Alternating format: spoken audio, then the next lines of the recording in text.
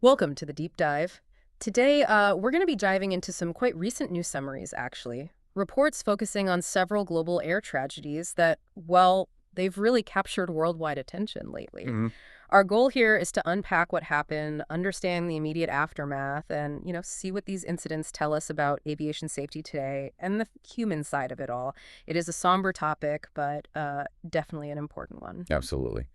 And these sources, they give us these concise looks at very different events. It lets us pull together the key takeaways. Yeah. What's really valuable is seeing the different scales, Yeah. commercial jets, smaller charters, and how it all feeds into that bigger safety picture. Okay, so let's unpack this first one. Air India flight AI-171, that was June 12th, 2025. Right. A Boeing 787-8 Dreamliner. It crashed into a hostel building at BJ Medical College right after takeoff from Ahmedabad. It was heading to London Gatwick. The scale here is just staggering. It really is. And what's, well, fascinating in a tragic way isn't just the death toll. Estimates are between 270 and 279 people. Yeah. Almost everyone on board, just one survivor from 242, plus about 38 people killed on the ground. Oh, man. But the investigation's initial focus, now that they have both black boxes, the flight data recorder and the cockpit voice recorder, which are just absolutely essential, Commercial. Yeah. it's looking at possible dual engine failure or maybe issues with the landing gear or flaps. And that, well, understandably, has brought more scrutiny onto Boeing's 787 fleet. Right. India's chairman called it the airline's most heartbreaking crisis. Yeah. Really underscores the human cost and the immediate industry reaction. So going from that, a major international flight, let's pivot a bit, to a very different situation really highlights regional challenges. This was the Uttarakhand helicopter crash on June 15th, 2025. Okay. A Bell 407 helicopter, 7 people aboard, including 2 kids. It crashed near Garakund. Reports say it was likely poor weather, low visibility. Yeah. And connecting this to the bigger picture, Yeah. everyone on board died plus one person on the ground. So 8 fatalities total. Right. But what really makes you pause here is that this was the 5th aviation accident in that specific area Oh, in just 6 weeks. 5 and 6 weeks. Exactly. That kind of pattern, it points towards potentially systemic issues, Mm-hmm. maybe beyond just this one crash.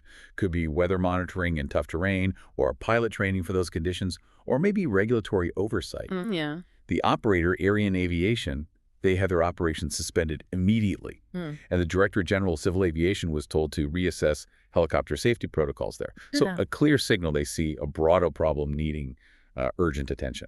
Okay, and then the third one we have is the Cessna 414 crash off San Diego. This one actually happened a bit earlier, June 8th, 2025. Ah, A private charter flight.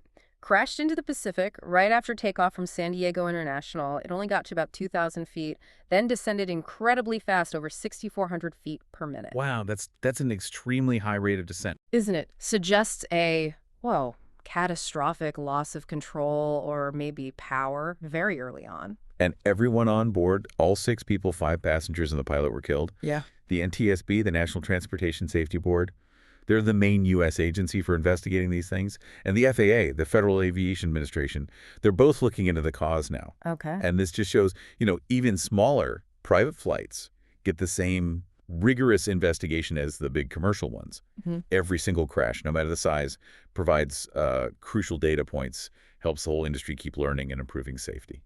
So when we put these 3 together, what does it all really mean? We've got a major commercial jet incident, possibly mechanical, a regional helicopter crash, maybe environmental and systemic issues, and then a private small plane accident. Looks like something sudden, catastrophic. Well, the common thread isn't just that authorities investigate thoroughly. That's, standard practice, Right, thankfully. What this particular cluster really shines a light on is just how multifaceted aviation risk is. It's a stark reminder, isn't it? Major crashes make headlines, obviously, but that systemic vigilance, the constant improvement effort, it really has to cover every single corner of aviation, from the super complex systems on commercial jets to, like, the specifics of regional operations and private charters. Yeah, these aren't just, isolated blips. They really make you think about that continuous, painstaking work on aviation safety that follows every single incident.